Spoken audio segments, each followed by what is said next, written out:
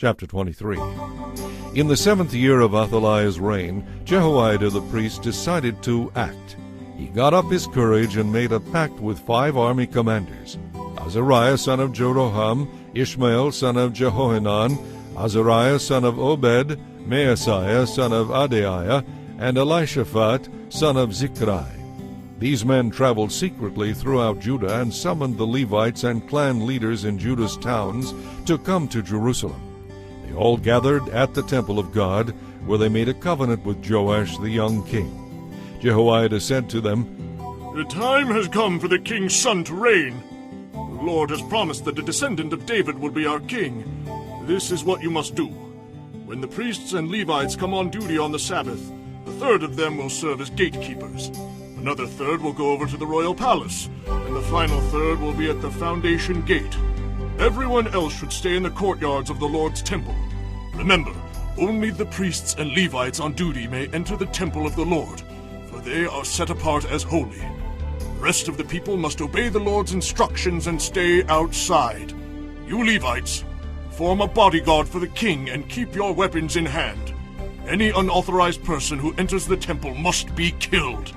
Stay right beside the king at all times." So the Levites and the people did everything just as Jehoiada the priest ordered. The commanders took charge of the men reporting for duty that Sabbath, as well as those who were going off duty. Jehoiada the priest did not let anyone go home after their shift ended.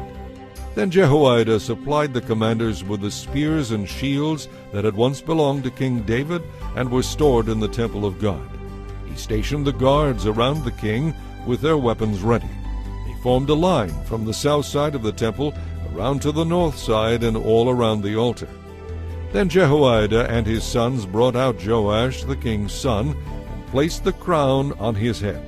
They presented Joash with a copy of God's law and proclaimed him king.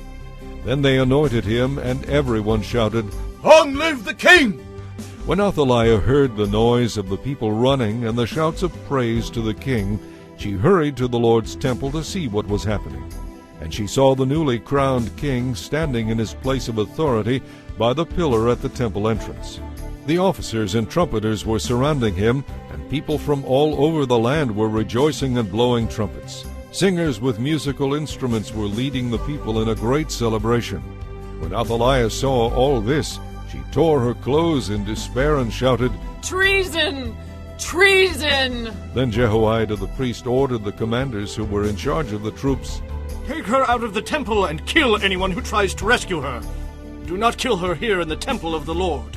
So they seized her and led her out to the gate where horses enter the palace grounds, and they killed her there. Then Jehoiada made a covenant between himself and the king and the people that they would be the Lord's people. And all the people went over to the temple of Baal and tore it down. They demolished the altars and smashed the idols, and they killed Mattan, the priest of Baal, in front of the altars. Jehoiada now put the Levitical priest in charge of the temple of the Lord, following all the instructions given by David.